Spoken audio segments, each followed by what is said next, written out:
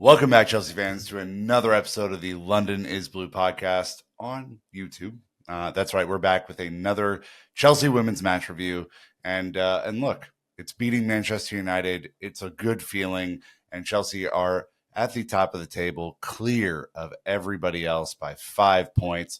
A lot to get into for this one, so stick around, and we're going to get into all of the players, all the matchups, all of the key defensive differences that were made in this one.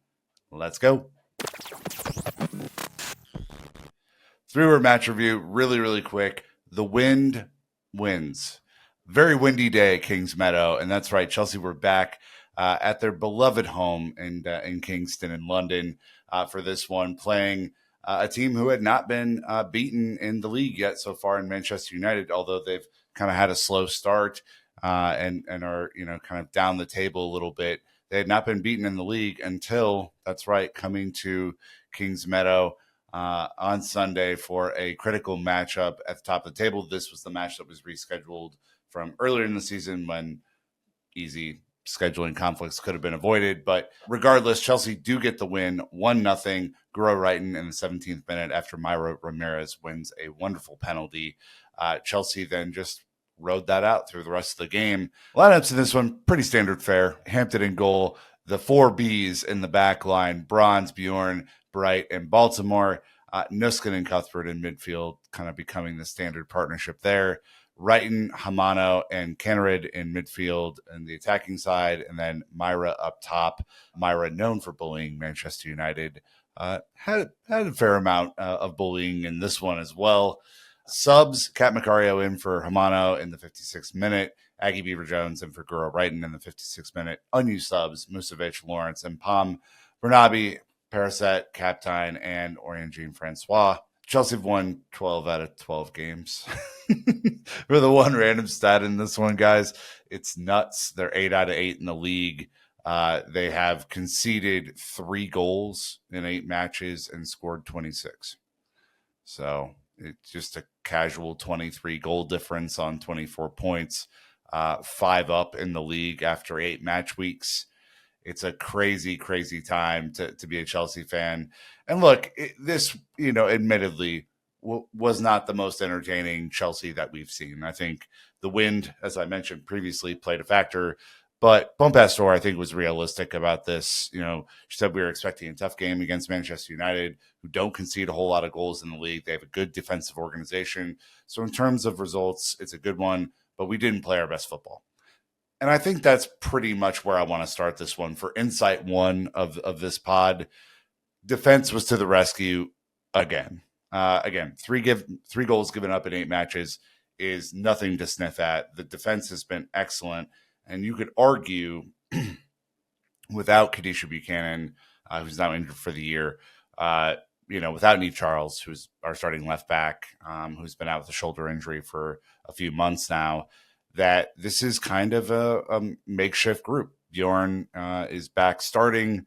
Baltimore has played left back the entire season, sometimes more as a wing back, sometimes more as a traditional left back. She was definitely more of a traditional left back today. But the defensive record is astounding. Defense wins championships, and this is a defense that's really built to last. You have Lucy Bronze, who was SofaScore's player of the match, on a 7.8, 7 of 14 ground duels won, 3 of 5 aerial duels won, 3 fouls in this one, 4 clearances, 7 interceptions, 3 tackles. Bjorn has been incredible in this WSL season. Some similar stats. She's 4 out of 5 ground duels, 7 out of 7 aerial duels, which you would come to expect. 8 clearances, 1 interception, 3 tackles. Millie Bright, obviously, ground duels, aerials, all this stuff, same. And then Sandy Baltimore, who I think has been an underrated part of this team so far, clearly comes to Chelsea with an attacking pedigree, but has been slotted at left back because she can do so many different things and build up, and got tons of praise from Bompastor after the game. She said she's able to play in different positions. Her playing as a fullback on the left side is something really good because she's really technical. She's able to hold the ball under pressure when she starts lower on the pitch. She has a speed and go-to dribbling 1v1. So she's able to take the ball in those kind of disadvantageous positions and move it forward in a way that helps the team in build-up, and which is obviously kind of a calling card of Bon Pastor's play. And so all this to be said, the defensive unit has been incredible. And you think about it, Chelsea have now played all of the teams in the top 6 except for Brighton, who is next on the league schedule after the international break, and it kind of has a decently easy run in January, February in the league. So you would expect this defensive unit to continue as long as no more injuries happen. Obviously, a couple of stats from this one that I thought were really interesting. Manchester United had a .22 xG in the game. It's the lowest that Chelsea have conceded in the WSL since we beat Leicester 8-0 in 2022. And then Connor Roberts tweeting, as a Manchester United fan, it's the first time in WSL history that they have not managed a shot in the first half. They didn't even have a shot. Like, it was that dominant, and United were that poor at the same time. Although, don't let Mark Skinner tell you that they weren't really good, because that's what he said. That's basically where we end on the defensive side. The unit itself is functioning incredibly well. Yes, they got a little bit fortunate in this one when you got a shot off the bar at the end, but I think this team is more than deserving of the accolades that they have. The offense on the other side was not very good. There were a few unlucky shots that did not kind of hit the target in the way that we're normally used to seeing. Just a team that scored for fun in the league and just didn't quite have it. The wind factored in the buildup for sure. I think Erin Cuthbert shared that in her post-match interview on ChelseaFC.com. And Bon Pastor was pretty honest about it too. She said in build-up phases and creation phases, we were not able to keep the ball. I would like my team to be able to hold the ball a lot more than we did today. We create a lot of chances again, but we're not clinical enough or efficient enough. Sometimes we gave the ball away too much. Don't want to find excuses, but the wind was obviously a present factor in this. She also mentioned when you don't score the second goal in this type of game, you leave the door open a little bit. That's what happened. Able to get the clean sheet, but obviously we're lucky when Mallard hit the crossbar, worked as a team. And it's kind of interesting to me because, you look at this group and the stats are pretty outstanding. This is a team that absolutely functions as a unit instead of as a group of individuals. And you're just not seeing a ton of cracks in the armor. But I would say in a game like this, Chelsea have, enough possession to be dangerous, right? 64% possession, 4 big chances, 13 total shots.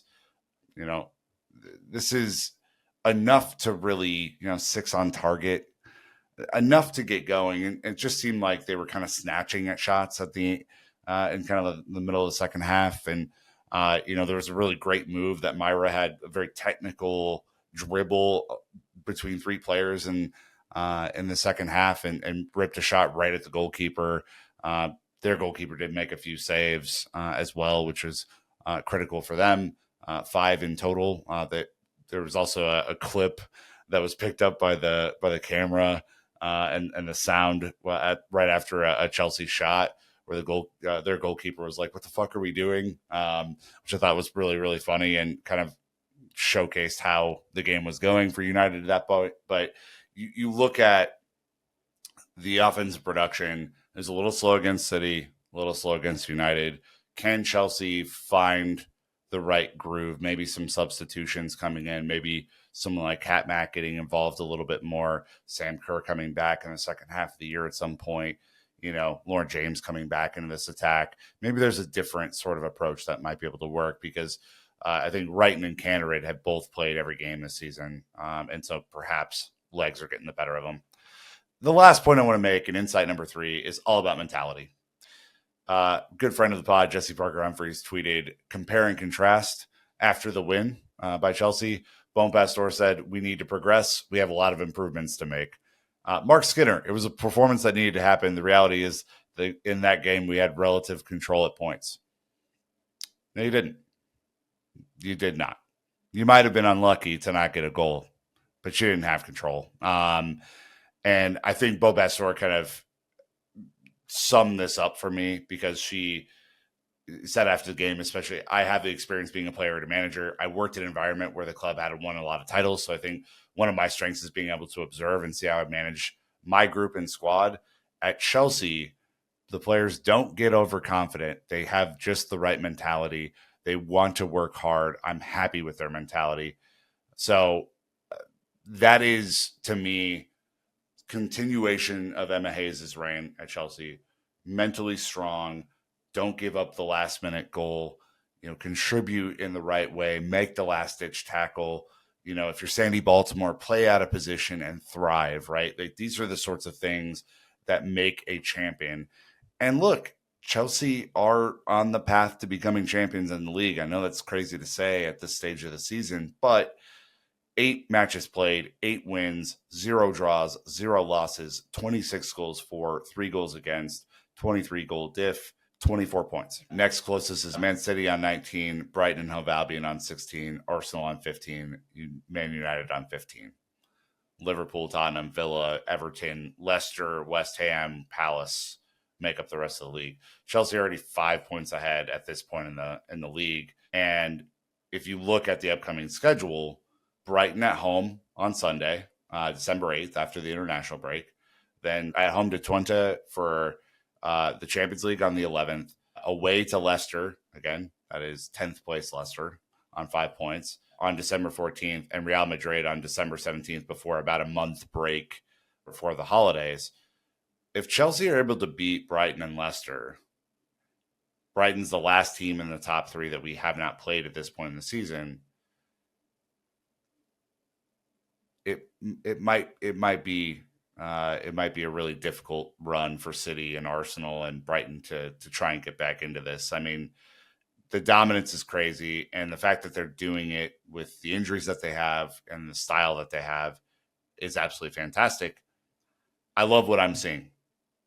I love beating United. I love watching Myra Ramirez try and do everything to Millie Turner that is deserved after Millie Turner's antics last year.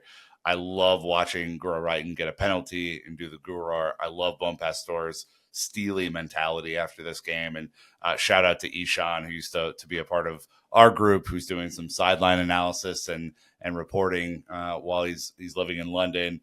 Watch some of his interviews. Go follow him at Ishan Shah 04. Look, these are all great things. If you're a Chelsea women's fan, try and get your friends into this. These guys are going to go on a tear. Some stuff to clean up in the Champions League. That's for another day. Until next time, Chelsea fans, you know what to do. Keep the blue flag flying high.